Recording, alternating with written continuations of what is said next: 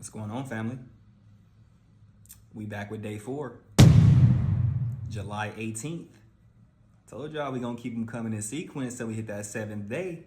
Told y'all.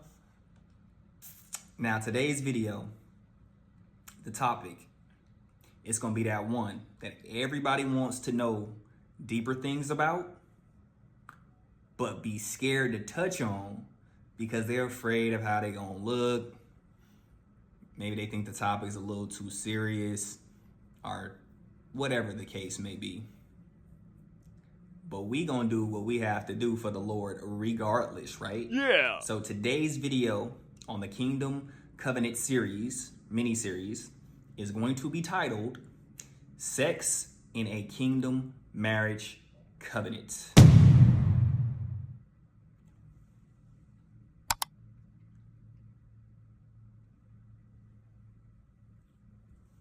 Y'all ready for this? It's not gonna get crazy, y'all. We just gonna break it down, because there is some guidelines to this. You know what I'm saying? It's not just cut and dry.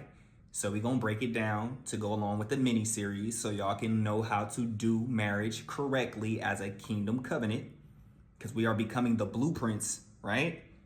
As men and women of God, we are going to be the blueprint of what a marriage is supposed to look like, what it's supposed to be like.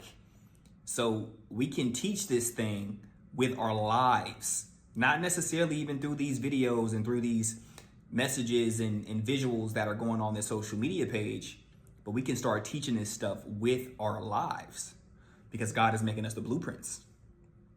All right, so you know what we're gonna do? We're gonna dive right in. Let's get to it. So let's get one thing understood right off the bat. Sex is not shameful. But when it's not governed by covenant, it becomes a doorway to destruction.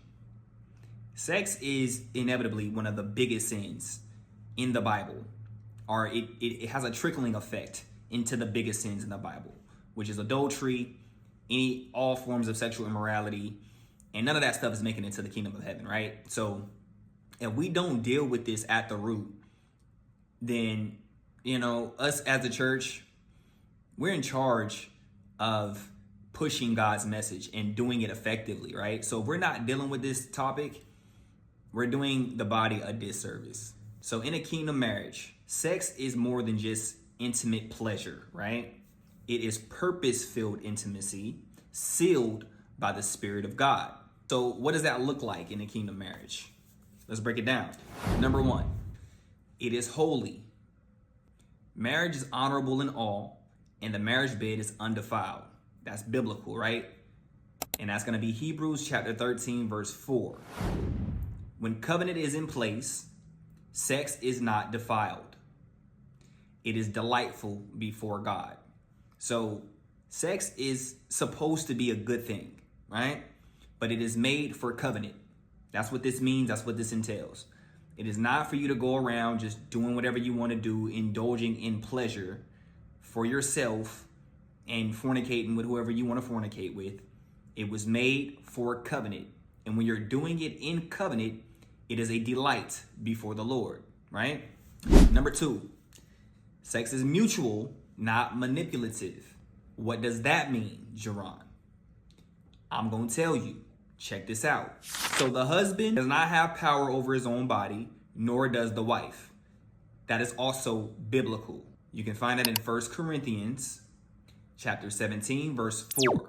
So what that entails is it's not a duty. It's mutual surrender and trust. So there should be no force, no shame, and no selfishness when it comes to sex in a covenant. So to go a little bit deeper into that, your body is no longer yours when you're inside of the covenant, nor is your wife. That's what we just read in scripture, right? So what that means is you now become one with this other person in body, in spirit, in soul, and et cetera, et cetera, et cetera. You are meant to give to your partner.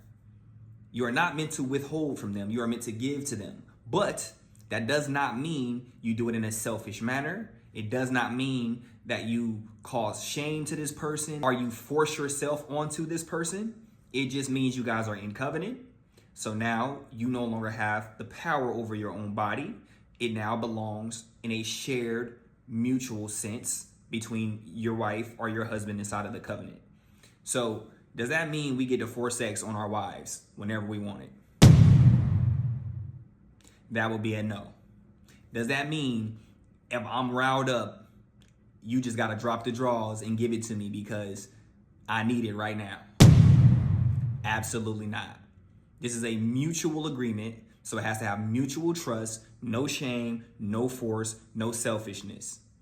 And when you're in covenant correctly, you're not going to have to worry about this stuff anyways. You guys are going to be wanting to indulge in each other at all times. It's just going to be a natural thing for a covenant that is formed correctly. So this is just more or less information on if you are that type of person, or if you're experiencing those type of symptoms, then you need to get into your prayer closet and talk to the Lord. Because if you're trying to force yourself onto your partner and your partner's not willingly giving themselves to you, well, then there needs to be some kind of mending in that covenant. Something is not right. But let's go ahead and go to the next step. Number 3, warfare, not weakness. So sex in covenant becomes a spiritual weapon against temptation, against disconnection, and against division. That's huge. The enemy fights this before marriage and tries to starve it while you're inside the marriage. So let's break this down. So you're inevitably going to experience spiritual warfare when you're in covenant. Sex will be a weapon against that spiritual warfare.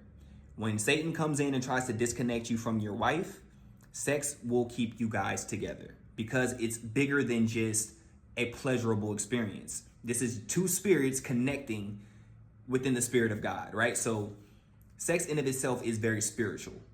You are giving a piece of yourself to that other person whenever you indulge into sex, which is why you're not supposed to just be having sex with anybody, because you're taking a piece of that person you're having sex with, and you're also giving yourself to that person when you have sex with this person, right? So in covenant, in a kingdom marriage covenant, you're going to want to do this frequently so you can stay engaged with your wife in a spiritual way. So when Satan comes in and tries to disconnect you guys are so strongly intertwined with each other because you guys are engaging with each other and doing these things pretty often that he's not going to have that room that he's trying to get into your life. Now, the warfare before the marriage is he's going to try to force you guys into having sex because he knows that you're out of order if you're doing it before the covenant is formed, which is fornication, right?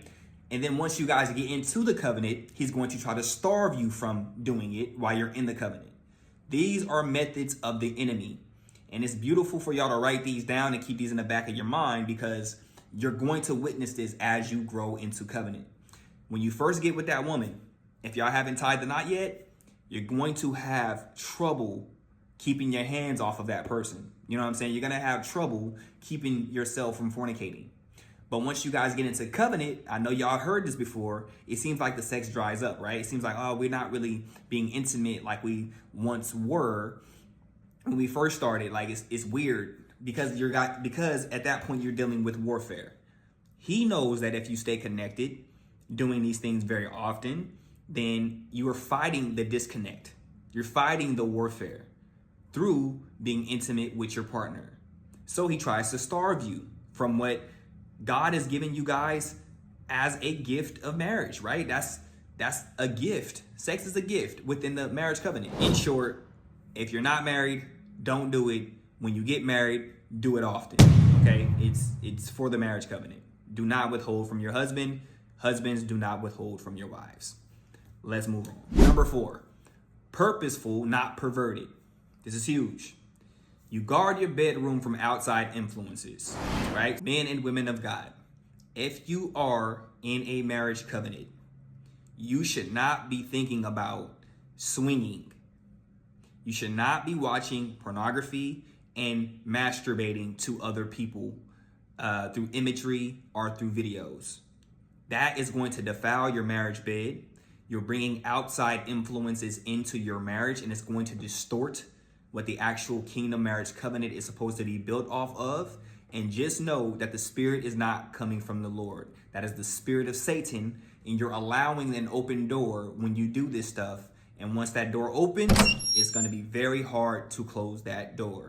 So Fight within yourself, man or woman of God. If you have a wife, then you have somebody who you can indulge in intimacy with, right? Obviously within the confines of normal spiritual things, right? And you invite God into the experience. You don't leave him at the door. So praying before and after you guys have sex, that is acknowledging God and bringing him into the experience of sex that he gave you guys. Understand that he's a creator. You know what I'm saying? He made y'all. He made sex. He made it all. So he deserves to be a part of it. This is your father. You know you're going to consult him before everything, and he is in charge of your covenant, right? Because we've just learned throughout all of these different breakdowns in this mini-series that God is, he is the leader of all of this, right? So we don't leave him out of nothing, even sex. Sex is a form of worship.